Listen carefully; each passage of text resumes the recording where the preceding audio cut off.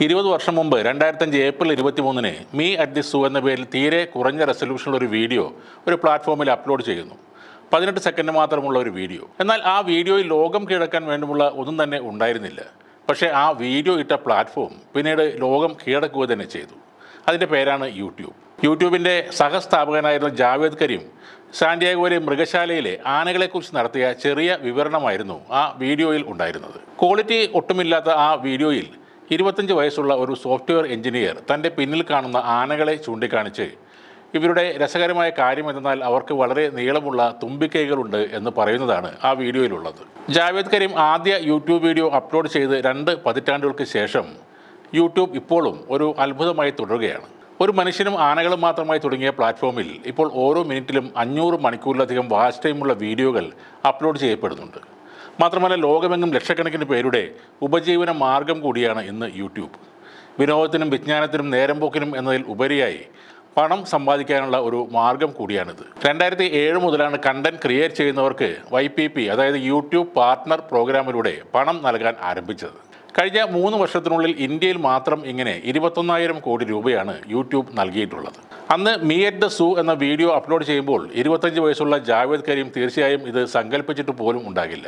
2005 ഫെബ്രുവരി 14-നാണ് അമേരിക്കയിലെ പേപാൽ കമ്പനിയുടെ മുൻ ജീവനക്കാരായ Chad Hurley, Steve Chen, Jawed Karim എന്നിവർ ചേർന്ന് യൂട്യൂബ് സ്ഥാപിക്കുന്നത്. 2006 ഒക്ടോബറിൽ ഡിജിറ്റൽ മേഖലയിൽ യൂട്യൂബിൻ്റെ സാധ്യതകൾ തിരിച്ചറിഞ്ഞുകൊണ്ട് ഗൂഗിൾ $1.65 ബില്യൺ യൂട്യൂബിനെ ഏറ്റെടുക്കുകയായിരുന്നു. ജാവേദ് കരീമിന് ഗൂഗിൾ സ്റ്റോക്കിൻ്റെ 1,37,443 ഷെയറുകൾ ലഭിച്ചു. അതായത് 533 കോടി രൂപ മൂല്യമുള്ള ഷെയറുകൾ.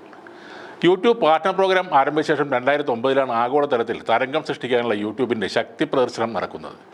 ബ്രിട്ടൻസ് ഗോട്ട് ടാലന്റ് എന്ന ഷോയിലെ സൂസൻ ബോയിലിൻ്റെ ഓഡീഷൻ വൈറലാകുന്നതോടെയാണ് യൂട്യൂബിൻ്റെ വലിയ സാധ്യതകൾ മാധ്യമലോകം തിരിച്ചറിയുന്നത്. 2012 അന്ന് വരെയുള്ള യൂട്യൂബിൻ്റെ സകല റെക്കോർഡുകളും തകർത്ത് സൈയുടെ ഗണ്ണം സ്റ്റൈൽ ഒരു ബില്യൺ പേര് കാണുന്ന ആദ്യ വീഡിയോയായി മാറി. അക്കാലത്ത് ലോകമെമ്പാടും ആ പാട്ടൊരു തരംഗമായി മാറിയിരുന്നു. കോവിഡിന് ശേഷം എല്ലാ മേഖലകളെയും പോലെ യൂട്യൂബും കാലത്തിന് അനുസരിച്ചുള്ള ചില മാറ്റങ്ങൾ വരുത്തി. പിന്നീട് കണ്ടത് ഷോർട്ട് വീഡിയോകളുടെ തള്ളിക്കയറ്റമായിരുന്നു. അങ്ങനെ 2020-ൽ ഇൻസ്റ്റാ റീൽസിന് സമാനമായി യൂട്യൂബ് ഷോർട്സ് എന്ന പേരിൽ ഷോർട്ട് വെർട്ടിക്കൽ വീഡിയോസ് അവതരിപ്പിച്ചു. 2023-ൽ യൂട്യൂബ് ഷോർട്സിൽ 50 മില്യൺ വ്യൂസ് വരുന്നത് അതിൻ്റെ വിജയത്തെ സൂചിപ്പിക്കുന്നതായിരുന്നു. ഇന്ന് സ്മാർട്ട് ടിവികളിൽ പ്രതിദിനം 100 കോടി മണിക്കൂറുകളാണ് ആളുകൾ യൂട്യൂബ് കാണുന്നത്. യൂട്യൂബിൽ നിലവിൽ ഏറ്റവും കൂടുതൽ ആളുകൾ കണ്ട വീഡിയോ 15.7 ബില്യണിലധികം കാഴ്ചകളുള്ള ബേബി ഷാർക്ക് ഡാൻസാണ്. ഏറ്റവും കൂടുതൽ ആളുകൾ സബ്സ്ക്രൈബ് ചെയ്ത ചാനൽ മിസ്റ്റർ ബീസ്റ്റാണ്. അന്ന് ജാവേദ് കരീം ഇട്ട ആ വീഡിയോ 27 കോടിയിലധികം ആളുകൾ കണ്ടു കഴിഞ്ഞു. മറ്റൊരു കാര്യം അതല്ലാതെ അദ്ദേഹത്തിൻ്റെതായി മറ്റൊരു വീഡിയോ യൂട്യൂബിൽ ഇല്ല എന്നുള്ളതാണ്. ആദ്യ വീഡിയോയിൽ എൻ്റെ വീഡിയോ ലൈക്ക് ചെയ്യൂ, ഷെയർ ചെയ്യൂ, സബ്സ്ക്രൈബ് ചെയ്യൂ എന്നൊന്നും ജാവേദ് കരീം വിളിച്ച് പറഞ്ഞിരുന്നില്ല. കാരണം ഇതെന്താണെന്നും അതിൻ്റെ ഭാവി എന്തായിരിക്കുമെന്നും അന്ന് ഒരാൾക്കും ഒരു ഊഹവുമില്ലായിരുന്നു. വീഡിയോകൾ എളുപ്പത്തിൽ എങ്ങനെ ഷെയർ ചെയ്യാമെന്ന് ഈ 3 യുവാക്കൾ നടത്തിയ ആലോചനയുടെ ഫലമാണ് യൂട്യൂബ് എന്ന പ്ലാറ്റ്ഫോം. ഇന്നും ദിനംപ്രതി വളർന്നുകൊണ്ടിരിക്കുന്ന ഒരു പ്രസ്ഥാനമാണ് യൂട്യൂബ്. ലോകത്തെ വളരെയേറെ സ്വാധീനിക്കുന്ന, ഒരുപാട് പണം നൽകുന്ന ഒരു മാധ്യമമായി ഇനിയും കാലങ്ങളോളം യൂട്യൂബ് നിലനിൽക്കുമെന്ന കാര്യത്തിൽ ആർക്കും സംശയവുമില്ല.